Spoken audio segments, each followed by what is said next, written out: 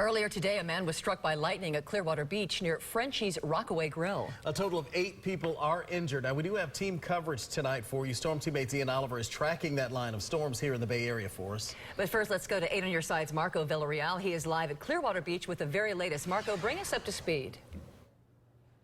Good evening, Melanie, Rod. Well, it looks like we might be gearing up for round 2 today. Check out the dark clouds that are moving in over us. Not too long ago, it was nothing but sunshine out here, but that's how quickly these storms move. And I'm told that that area where the lightning hit is right here. One man directly hit, and then it spread to several people around him. Let's give you a look at what happened earlier today.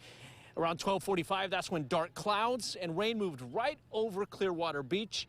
Clearwater Fire Department responded immediately after getting the call that one man was directly hit by lightning. 7 others affected as they stood near this volleyball court just outside of Frenchie's Rockaway Grill.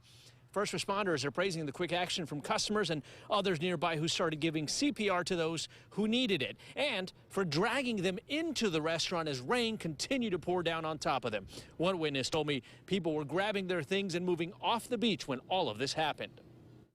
Oh, it's like an explosion. It looked like it sounded like a bomb would go off, like they say, if you know, like a literal bomb went off when it hit. But it hit right here. The people in the restaurant seen it, and the girl had passed out, and then another girl started having seizures, and like it was chaos in there. Like.